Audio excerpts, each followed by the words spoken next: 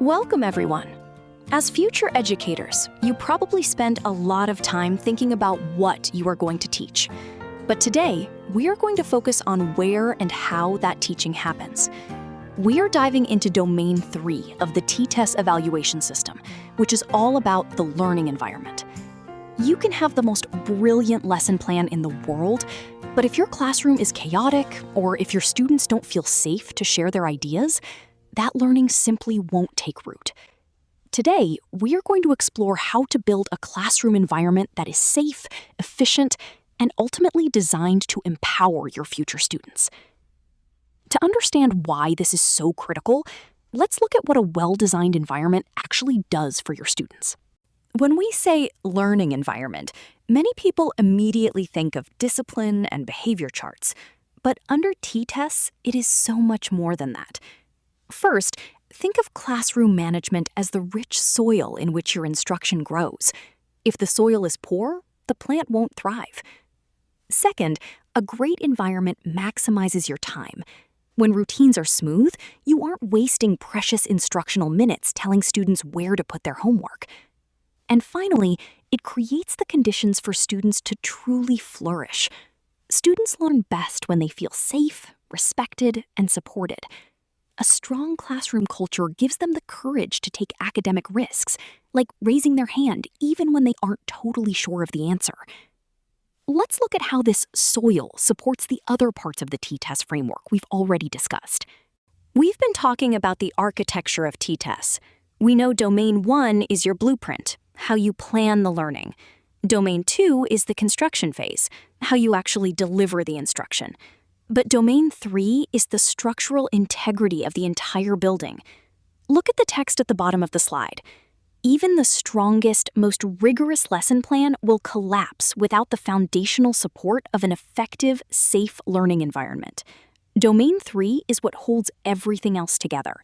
If you are ever struggling with a lesson, the first place to check is often your learning environment. So how do we build that structural integrity? It starts with understanding how T-TESS views classroom control. If you remember from our previous discussions, T-TESS is built on a continuum. Let's look at how that continuum applies to the classroom environment. On the right side, in the developing and improvement needed categories, the classroom is highly teacher-controlled. The teacher manages every single detail, and the students just passively comply.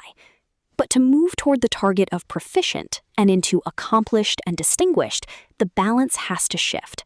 Higher performance levels require student ownership. Instead of you policing every action, the students learn to manage their own behavior, run their own routines, and collaborate with each other.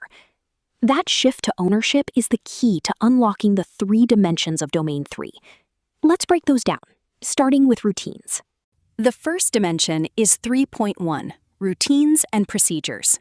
This is the nuts and bolts of how your classroom operates. It measures everything from how organized the room is, to whether it is physically safe, to how smoothly you transition from reading time to math time. Why does this matter? Because predictable routines reduce disruptions. If students know exactly what to do when they walk in the door, they don't need to ask you, which means you can start teaching immediately. Smooth routines maximize your instructional time and support student independence. But what does a proficient routine look like compared to a distinguished routine? At the proficient level, you are doing a fantastic job managing the room. All your procedures are clear, the room is safe and organized, and students participate with very little prompting from you. It runs like a well-oiled machine. To make the distinguished leap, you have to shift from managing the room to letting the students lead it. At this highest level, the students take primary leadership for managing groups and getting supplies. Additionally, the physical space itself is designed to inspire them to learn beyond just the standard objective for the day. Once the routines are established, we have to look at how we manage the interactions within those routines, which brings us to behavior. Dimension 3.2 is managing student behavior. This dimension measures how clearly you communicate your expectations, how consistently you enforce them, and how well you use positive reinforcement. This matters because positive behavior systems are directly linked to uninterrupted engagement. When behavior is managed well, everyone can focus on learning. But as a new teacher, you have to watch out for the consistency trap. If you only enforce the rules sometimes, or if you let minor misbehaviors interrupt the learning frequently, it is very difficult to score proficient. Consistency is key. Let's look at how consistency evolves as you move up the rubric. At your proficient foundation, you are consistently and fairly implementing the campus behavior system, and most of your students are meeting those standards. You are doing a solid job. To make the distinguished leap, two things happen. First, you shift to fluidity. This means you can intercept misbehavior so subtly, maybe just with a glance or a quiet proximity, that the lesson doesn't even pause. Second, you shift to co-creation. Instead of you just handing down a list of rules on day one, you and the students create and agree upon the classroom standards together. That idea of co-creating the rules naturally builds a stronger community, which leads perfectly into our final dimension. The final dimension is 3.3, classroom culture. This is the heart of your classroom. It measures the relationships you build, the mutual respect in the room, and how well you ensure every student feels included and has a voice. A strong culture is vital because it provides psychological safety. If a student feels like they belong and are respected, they are much more likely to raise their hand, share a different opinion, or ask for help when they are struggling. A proficient classroom culture is respectful. You engage all students in the lesson, and they work respectfully with you and with each other. It is a pleasant place to be. But a distinguished classroom is deeply collaborative. You shift to building a deep rapport by actually engaging students based on their unique, individual interests. Furthermore, the students elevate each other. They actively encourage their peers' efforts and celebrate their achievements. They aren't just learning side by side, they are learning together. So, we've talked about the theory. Let's picture what an appraiser is actually looking for when they walk into a room. Imagine an appraiser walks into your future classroom. What specific things are they writing down?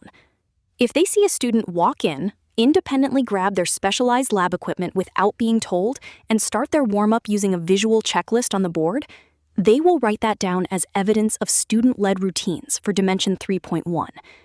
If a student gets distracted and you make brief, subtle eye contact with them, and they immediately get back to work without you ever stopping the lesson, that is evidence of fluid interception for Dimension 3.2.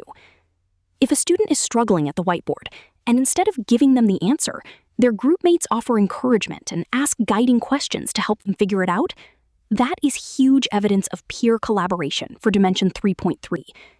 Seeing it in action helps, but how can you start planning for this level of performance right now?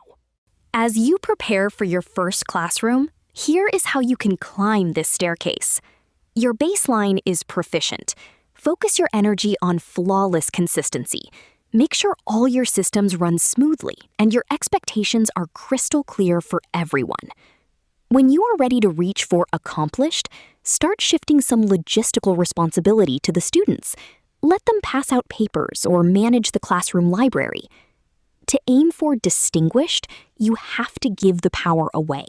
Allow students to help create the class norms on the first day of school. Build structures where they are the ones managing the supplies and holding each other accountable. To successfully hand over that power, we sometimes have to unlearn some old habits. Many of us grew up in classrooms that operated very differently than what T-TESS expects. We have to unlearn a few myths. Myth 1, quiet classrooms are the best classrooms. Reality? Sometimes strategic, collaborative noise is the sound of high-level engagement. Myth 2, if students are compliant, they are engaged. Reality, compliance is passive. True engagement means taking academic risks and owning the learning. Myth 3, absolute teacher control means high performance. Reality, under T-TESS, a teacher-dependent classroom actually caps out at the proficient level. To reach the highest levels, you must release control to your students. As we wrap up today, I want to leave you with some questions to guide your future planning. As you begin to design your own learning environments, use these questions to reflect on your progress. You won't know the answers yet, but keep them in your toolbox. Strengths. Which routine will be my strongest on day one? Evidence. If an appraiser walked in unannounced, what exact evidence of student ownership would they see? Growth. Which area of my classroom relies too heavily on me swooping in to manage it? Action. What is one routine I can plan to hand over to student leadership next week? Ultimately, the answers to these questions point back to the core philosophy of Domain 3. I want to leave you with this final thought. The strongest learning environments are built with students, not merely for students. A proficient classroom runs smoothly. An accomplished classroom shares responsibility. But a distinguished classroom is an architecture of empowerment. As you step into your new careers, remember that you aren't just managing behavior. You are designing a space where your students can learn how to lead. Thank you for your time today, and best of luck as you build your future classrooms.